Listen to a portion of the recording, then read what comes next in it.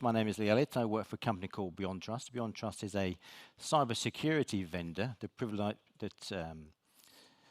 provides privileged access software benefits to your company. What I want to talk about today is how we can use some of our software and some of our utilities to help you break the attack chain. But before we can do that, we need to understand, first of all, what's happening now. By looking at various different reports to see what's going on with cybersecurity and privileged access management.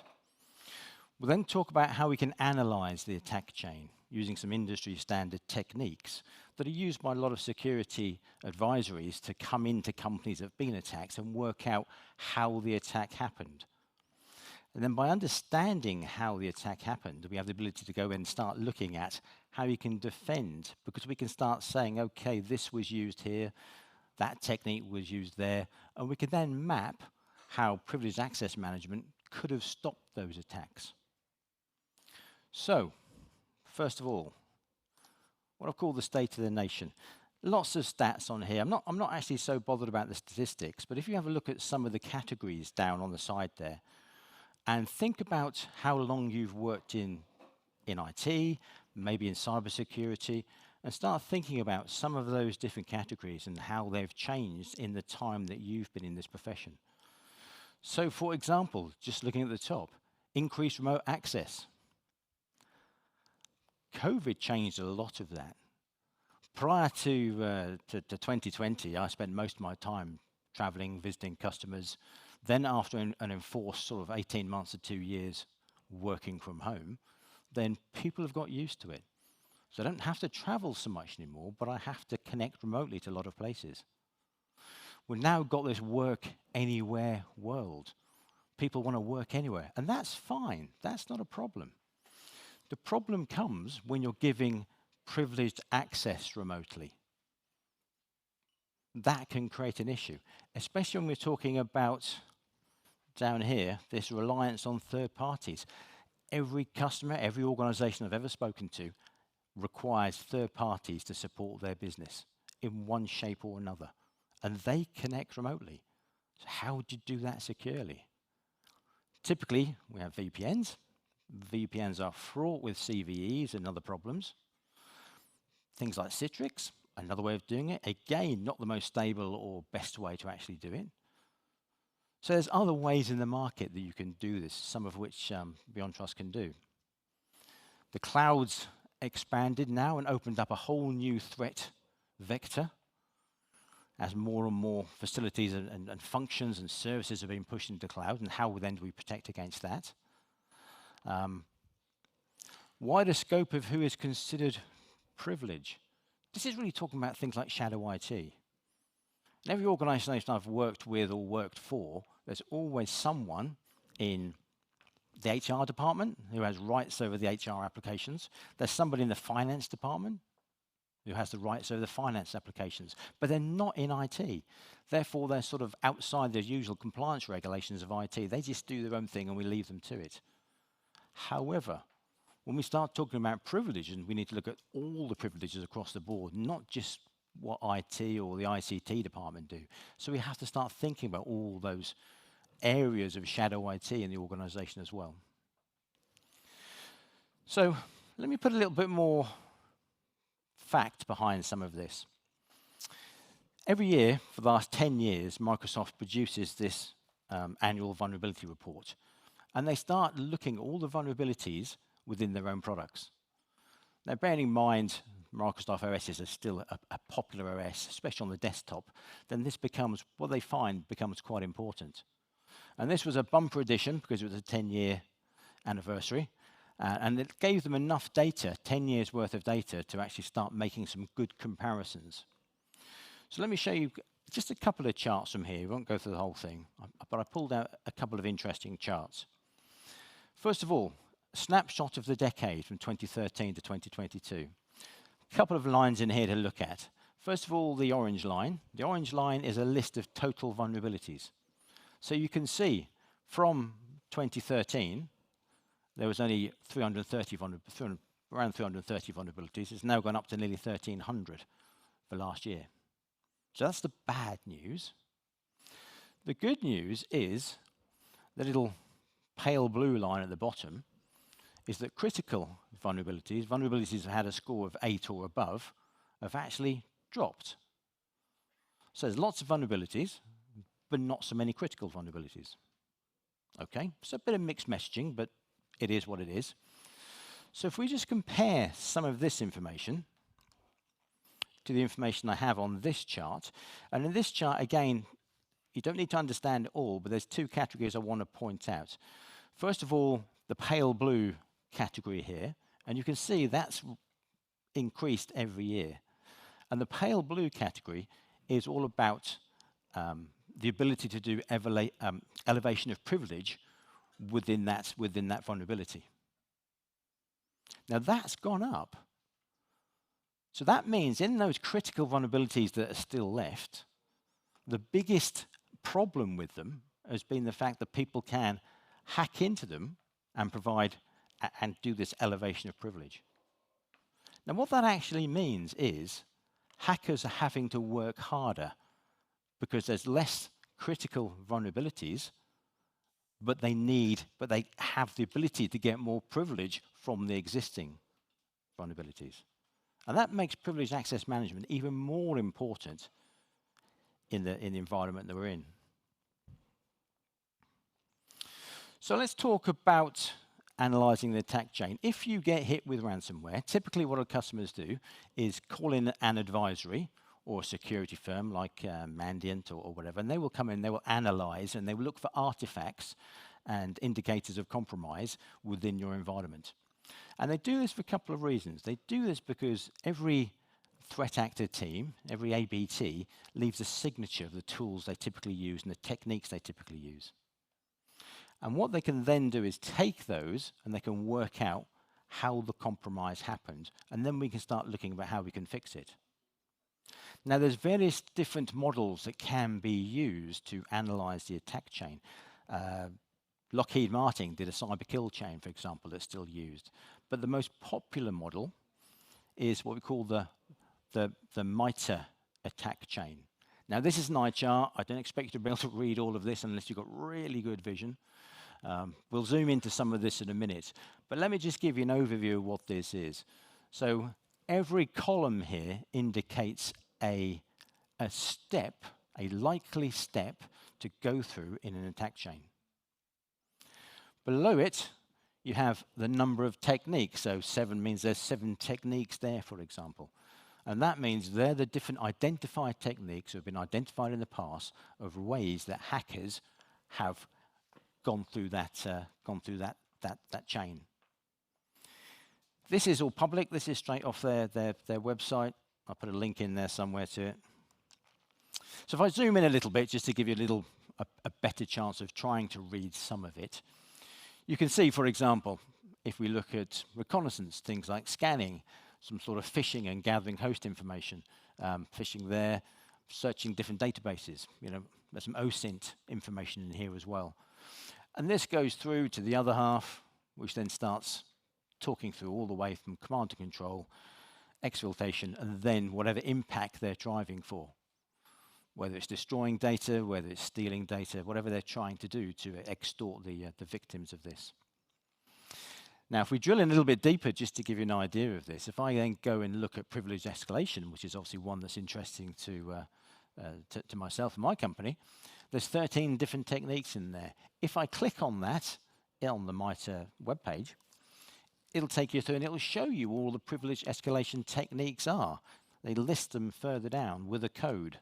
And that's a code that's then used when they start analyzing this. They'll start dropping these codes into that chain so we can start to see how, what actually happened. Also notice, again, at the top in the menu bar, there's a mitigations option. The mitigations will list all the different mitigations that different vendors claim they can do, and those mitigations can then be, again, mapped to the attack chain to see where the mitigations would have kicked in. And I'll refer to that further on in the conversation. So there's the different techniques that are referenced in the first page. So let's talk about a real-world example that we can then analyze using this attack chain.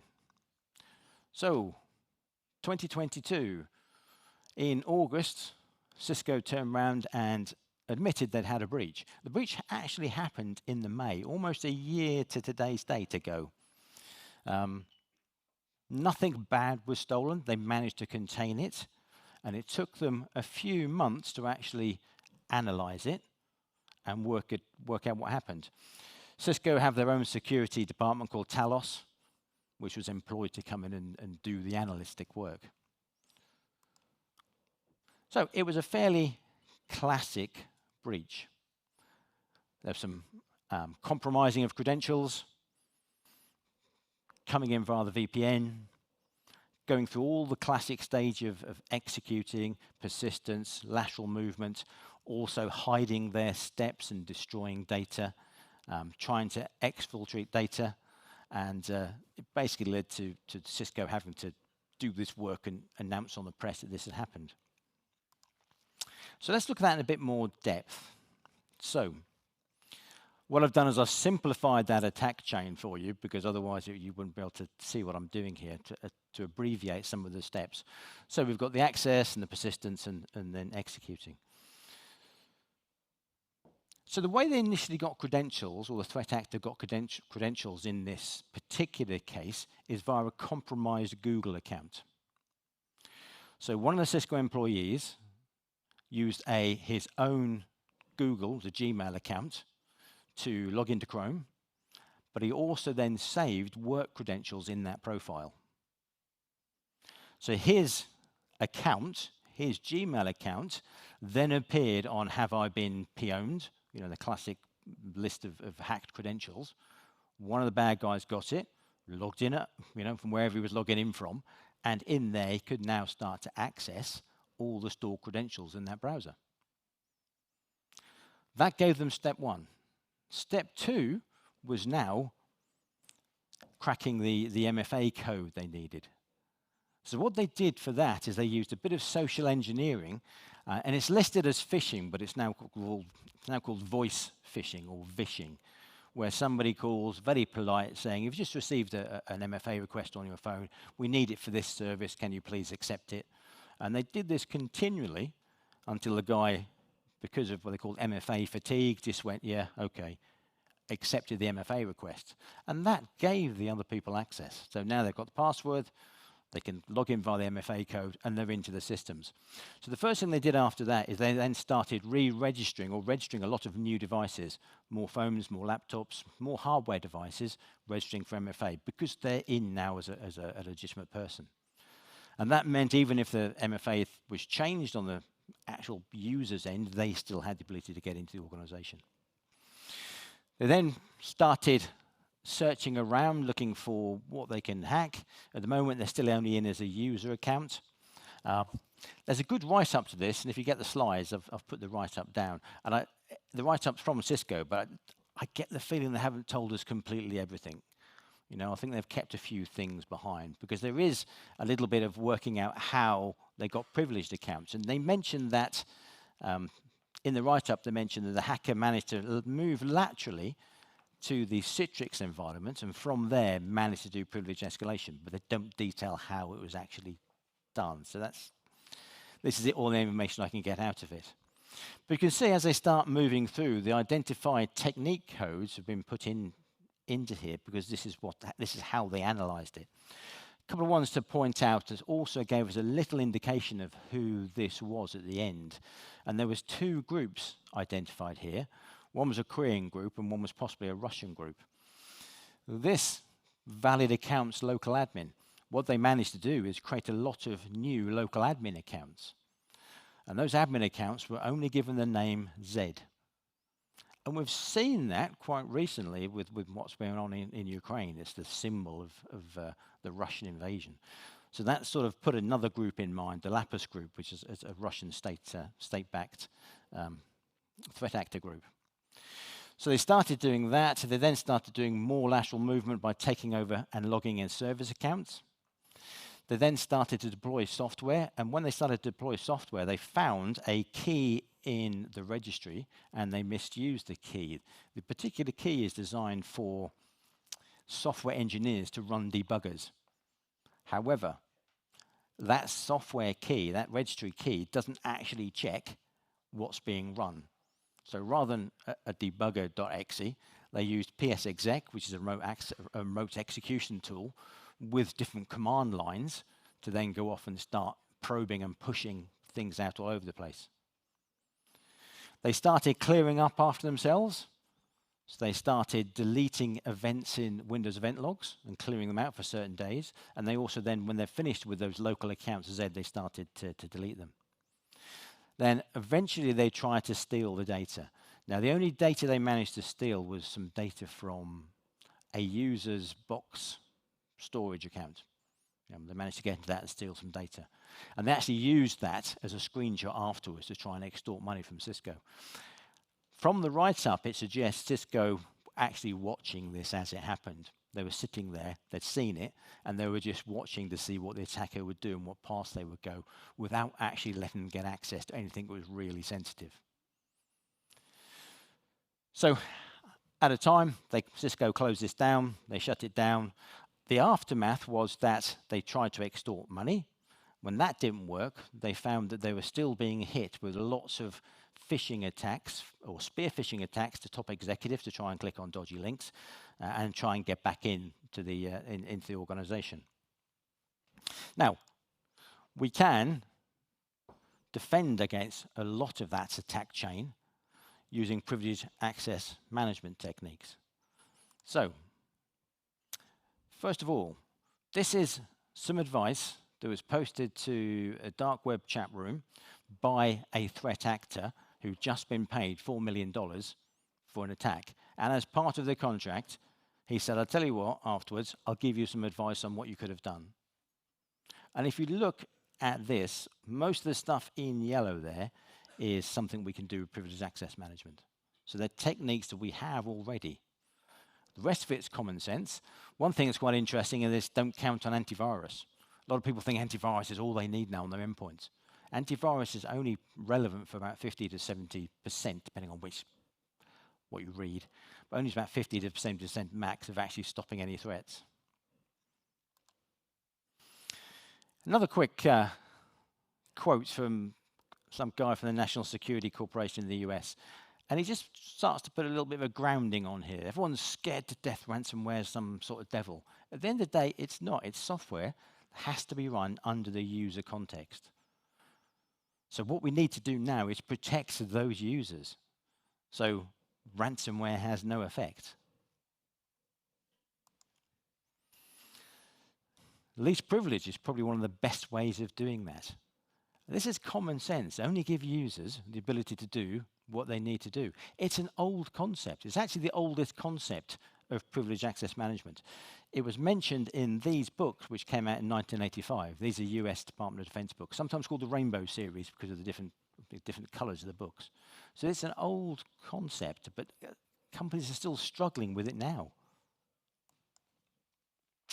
So with privileged access management, we can do all this good stuff. We can lock down pathways. We can prevent ransomware from spreading by only allowing least privilege. We can prevent lateral movement. We can rotate passwords, privileged passwords, quickly, so hashes aren't being left dotted around the organization. Again, an eye chart. But if you look at this, there's a couple of things I want to point out. First of all, I mentioned the mitigations. So down here you can see those 4 mitigations. They're mitigations that have been accepted by the MITRE framework as being provided by privileged access software or privileged access management tools. The color code here is the code you can do. You can all do this, and I encourage you to do this. Within the MITRE framework, you have the ability to say, do a what if. If I apply this mitigation, where does it affect the attack chain? A lot of companies now are looking at this, not just for what they provide with privileged access, but all your cybersecurity vendors to see where you're exposed. So this isn't me coloring this in with a felt tip pen. This is from the MITRE website. And you can see from the range of colors, privileged access management, as you would expect, typically disrupts the attack chain at the very beginning. It's heavily weighted on this left-hand side. Now that's important because we stop it going through. We put barriers in the way. Now that's important for this reason. This is a study that was done by Verizon, one of their security studies a couple of years ago. And what, oh no, it's the wrong slide, sorry. I've got a study. This is the first version of slides. And that study basically says, if you look at the number of attacks or attempts that a threat actor will do, it drops by 50% if you put 2 steps in the way. It drops by 90% if you put 5 steps in the way. So the more barriers you can put in, the quicker they stop coming in, which is why we try and say privileged access management creates a inhospitable environment to ransomware. And if I just circle back to this Cisco slide and do that, you'll see all these different areas here would have been blocked by some of our privileged access management tools. So that whole attack chain would have been completely disrupted if our software had been deployed there and set up correctly. So I've gone a little bit over, but I just want to leave you with this last quote. I always like to try an up-to-date quote, and this quote is interesting enough. It's from an insurance company that provides cybersecurity insurance. And this is them really recognizing the fact, A, to get insurance, and B, actually to stop your environment from being damaged by threat actors and ransomware, you need privileged access management tooling. Without it, someone can get in, they can turn off all the other controls that you have, including EDR, including covering up their tracks, and they can completely help themselves to your environment. So, thank you very much for coming. I would love to talk a bit longer. If you want to know any more, please come and see us on our stand. We're down facing on a corner, facing the one of the coffee stations. So come and have a chat to us. If anything resonates and you want more information about how we work and how we can help you, please come see me. So all I have to say now is tack.